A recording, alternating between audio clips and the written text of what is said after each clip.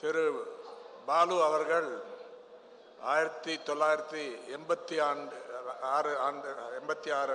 ஆண்டில் இருந்து இன்றைய வரையில் சிறந்த நாடாளுமன்ற உறுப்பினராகவும் திமுக பார்லிமெண்டரி பார்ட்டியுடைய சேர்மனாகவும் சிறந்த கான்ட்ரிபியூஷன் செய்திருக்கிறார். இந்த புத்தகத்தில் வரக்கூடிய பல நிகழ்ச்சிகள், பல பிரச்சனைகள், அதை பற்றி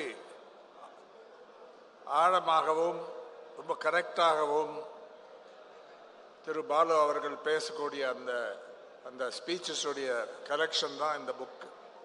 குறிப்பாக ஜனநாயகத்தை பற்றியும் மத சார்பின்மையை பற்றியும் ஒன்றிய அரசுக்கும் மாநிலங்களுக்கும் உள்ள உறவை பற்றியும் எப்படி இருக்க வேண்டும் என்ற அதை பற்றியும் மாநில உரிமைகளையும் மாநில சுயாட்சியை பற்றியும் இலங்கை தமிழர் ஈழத்தமிழருடைய பிரச்சனைகளை பல முறை பாராளுமன்றத்தில் ரொம்ப பவர்ஃபுல்லாக எடுத்து சொல்லக்கூடிய அந்த பேச்சுகளும் இதில் அடங்கியுள்ளது. அதை தவிர என்வாயரன்மெண்ட், பட்ஜெட் பற்றி பேசியிருக்காரு.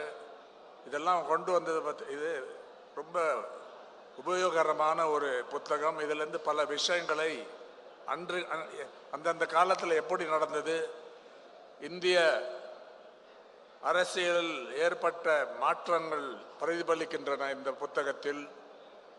எல்லாவற்றையும் மேலாக சொல்ல வேண்டும் என்றால் ஒரு கன்சிஸ்டண்டாக ஒரு பார்வை, அன்றிலிருந்து இன்று மட்டும் திமுகவுடைய கொள்கைகளையும் திமுக பல பிரச்சனைகளை அணுகும் முறையை பற்றியும் ரொம்ப தெளிவாகவும் ஒரு பவர்ஃபுல்லாக பார்லிமெண்ட்டில் ராஜ்யசபாவில் முதல்லையோ அப்புறம் லோக்சபாவில் அவர் எடுத்து கொடுத்தது பற்றி பெரிய மகிழ்ச்சி அடைகிறேன். இந்த மாதிரி ஒரு கன்சிஸ்டண்டாக, அதுக்கு முன்னால் அவருடைய ஆசான் திரு முரசொலி மாறன் அவர்கள், என்னுடைய அருமையான நண்பர் திரு முரசொலி மாறன் கிட்டேருந்து நான் பல விஷயங்களை கற்றுக்கொண்டேன் என்று அந்த புத்தகத்தில் இருக்கிறது. அந்த இதில் ஒரு ஊழியராக ஆரம்பித்து படிப்படியாக முன்னேறி கட்சியுடைய கொள்கையிலிருந்து ஒரு இன்ச்சு கூட தவறாமல் செய்ததை நான் பாராட்டுகிறேன். இந்த நல்ல விஷயங்களை ஒரு புத்தகமாக கொண்டு வந்ததுக்கு என்னுடைய பாராட்டுகளையும் நன்றியையும் தெரிவித்து விடைபெறுகிறேன். நான் இதில் ஒரு முன்னுரை எழுதியிருக்கேன், ஒரு டீட்டெயில்டாக ஆங்கிலத்தில்.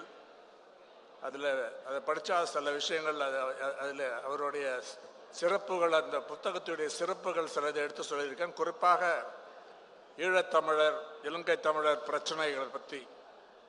அதில் ஒரு முக்கியமான விஷயம் என்னவென்றால், கலைஞரை விட யாரும் இலங்கை பிரச்சனை, இலங்கை தமிழர் பிரச்சனை விட அவர் இருக்கக்கூடிய அந்த அண்டர்ஸ்டாண்டிங், அந்த பாலிசி வேறு யாரும் அவ்வளோ ஆழமாக எடுத்ததாக அது தெரியவில்லை. அது அந்த புத்தகத்தில் அடங்கி இருக்கிறது.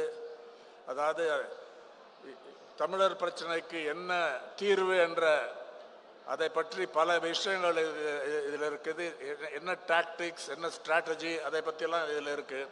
அதை குறிப்பாக நான் எடுத்து சொல்லியிருக்கேன் இந்த முன்னுரையில். முதலமைச்சருடைய ஒரு முக்கியமான வார்த்தைகள், இந்த எபிகிராஃப் என்று சொல்வார்கள், இந்த புத்தகத்துக்கு முன்னால் இருக்கக்கூடிய இதில் அதை மட்டும் படித்து விடைபெறுகிறேன்.